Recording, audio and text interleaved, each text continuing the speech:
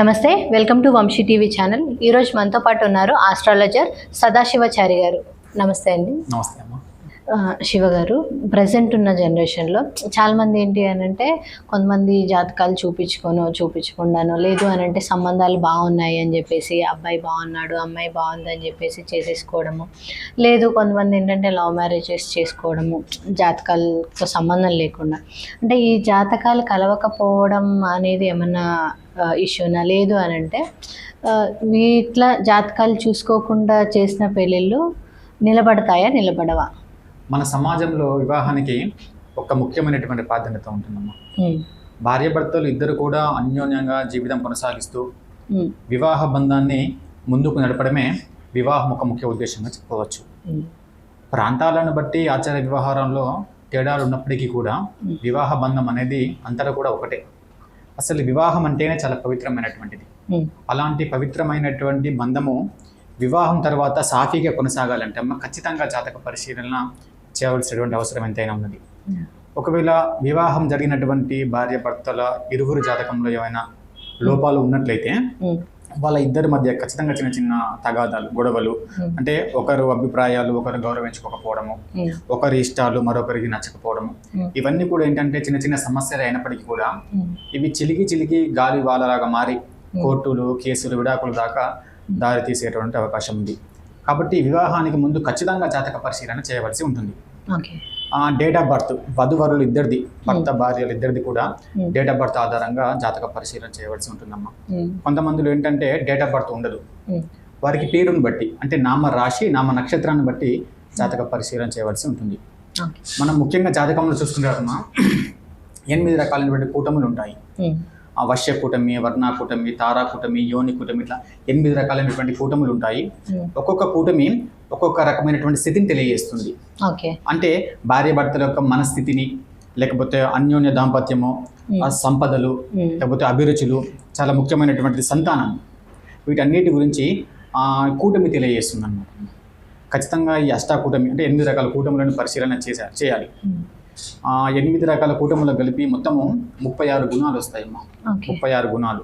మనం ఎవరికైతే వివాహం చేస్తున్నామో భార్య భర్తలకి 36 గుణాలలో సగము అంటే 18 లేదా 18 కంటే ఎక్కువ, 18, 20, 25 అలా ఎన్ని వచ్చినా కూడా వివాహం చేసుకోవచ్చు. ఒకవేళ 18 గుణాల కంటే తక్కువ వస్తే ఇంకా మనకు వివాహం చేయకపోవడమే ఉత్తమంగా భావించవచ్చు. అంటే దానికంటే తక్కువ వస్తే మనం వివాహం కుదరదమ్మా. ఎందుకంటే మనకు ఉన్నటువంటి గుణాలు 36, అందులో 50% వచ్చేసి 18 అని చెప్పవచ్చు.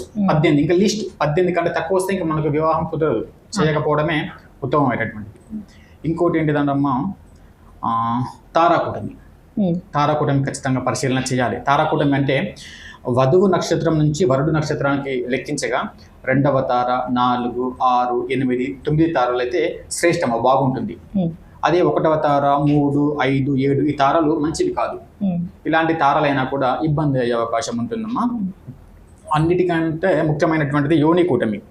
అంటే భర్త భార్యలు ఇద్దరు కూడా పరస్పరం వైర జంతువులు కాకూడదు, విరోధ జంతువులు కాకూడదు. ఇప్పుడు ఫర్ ఎగ్జాంపుల్ భర్తది ఉత్తర నక్షత్రము, భార్యది చిత్తా నక్షత్రం అయింది అనుకోనమ్మా. ఉత్తర నక్షత్రం అంటేనేమో ఆవు, చిత్తా నక్షత్రం అంటే పులి. ఇక ఆవుకి పులికి పడదు కదమ్మా, విరోధ జంతువులు. కాబట్టి విరోధ జంతువులు కాకుండా సఖ్య జంతువులు అయ్యే విధంగా చూసుకోవాలి.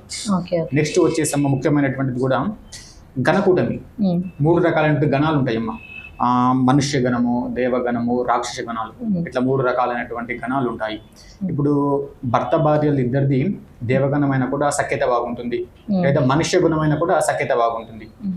కానీ ఇద్దరిది రాక్షస గుణాలు అయితే మళ్ళీ ఇబ్బందులు, గొడవలు, ప్రతి చిన్న విషయానికి ఎవరు కూడా కాంప్రమైజ్ అవ్వరు.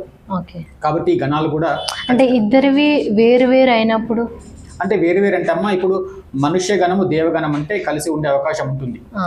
లేకపోతే మనుష్య గుణము రాక్షస గుణం అయితే ఒకరు కాంప్రమైజ్ అయ్యే అవకాశం ఉంటుంది. కాకపోతే 2 రాక్షస గుణాలు అయ్యాయి అనుకోండి, కొంచెం ఇబ్బందులే ఎదుర్కొంటాయి. ప్రతి విషయానికి ఎవరు కాంప్రమైజ్ అవ్వరు, ప్రతి విషయాన్ని చిన్న విషయాన్ని పెద్దదిగా చేసుకోవడం. ఇప్పుడు మీరు ఇందాక చెప్పారు ఒక లావు ఒకరు పులి అయితే చేసుకోకూడదు అని చెప్పేసి అన్నారు. ఇప్పుడు 2 పులులు వచ్చాయనుకోండి, అట్లా చేసుకోవచ్చు. అట్లా ఇబ్బంది ఏముండదు. రెండు ఏదైనా వచ్చినప్పుడు చేసుకోవచ్చు అమ్మా. ఇప్పుడు ఫర్ ఎగ్జాంపుల్ ఏంటంటే పాము ముంగీస కాకూడదు, విరోధ జంతువులు కదా. పిల్లి ఎలుక కాకూడదు, విరోధ జంతువులు. మళ్ళీ ఆవు, పులి కాకూడదు. కొంతమంది ఏమనుకుంటారంటమ్మా, పులి మేకకి విరోధం ఉందనుకుంటారు, కానీ పులి మేక అనేది విరోధ జంతువులు అని చెప్పేసి ఎక్కడ చెప్పబడలేదు. పులి మేక అనేది కేవలం ఆటకు సంబంధించినటువంటి మాత్రమే. ఆ ఆటనే పరిగణలోకి తీసుకొని పులి మేక విరోధ జంతువు అనుకుంటారు. పులి మేక అయినా కూడా వివాహం చేయవచ్చు, ఇబ్బందులు ఏముండదు. ఓకే, పులి మేక అంటే ఎవరైనా విరోధం అనుకుంటారు, అది కేవలం క్రీడ మాత్రమే, క్రీడకు సంబంధించినటువంటిది మాత్రమే అమ్మ. ఆ తర్వాత ముఖ్యమైనటువంటిది రాశుల మైత్రి, అంటే భార్య భర్తల యొక్క మైత్రి. వధువు రాశి నుంచి వరుడు రాశికి లెక్కించగా షష్టష్టకాలు అంటే 6, 8 ద్విద్వదశాలు అంటే 2, 12 కాకూడదు. ఇవన్నీ కూడా జాతక పరిశీలన క్షుణ్ణంగా పరిశీలన చేసిన తర్వాత వివాహం చేస్తే ఆ యొక్క వివాహాలు ఖచ్చితంగా నిలబడతాయమ్మా. ఏదైనా లోపాలు ఉన్నట్లయితే ఖచ్చితంగా చిన్న చిన్న గొడవలు, ప్రతి గొడవ కూడా చిలికి గాలివానలాగా మారి కోర్టులు, కేసులు, విడాకులు దాకా దారి తీసే అవకాశం ఉంటుంది. ఇప్పుడు మీరు చెప్పారు ముందే జాతకాలు చూసి చేసుకోవాలి అని చెప్పేసి, లేదు అని అంటే ఏదైనా చిన్న చిన్న గొడవలు అట్లాంటివి రావచ్చు అని చెప్పేసి.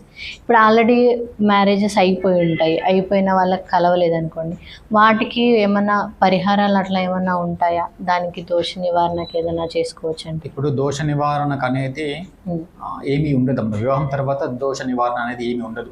మన వివాహానికి ముందే తగినటువంటి జాగ్రత్తలు చూసుకోవాలి. ఖచ్చితంగా జాతక పరిశీలన చేశాకనే వివాహం చేయాలి. మళ్ళీ వివాహం తర్వాత మాకు జాతకాలు కలవట్లేదు అంటే దానికి మళ్ళీ పరిహారాలు అనేవి ఏమి ఉండవు. ఓకే, థ్యాంక్ యూ అండి. మాకున్న డౌట్స్ చాలా క్లియర్గా ఎక్స్ప్లెయిన్ చేశారు. Thank you.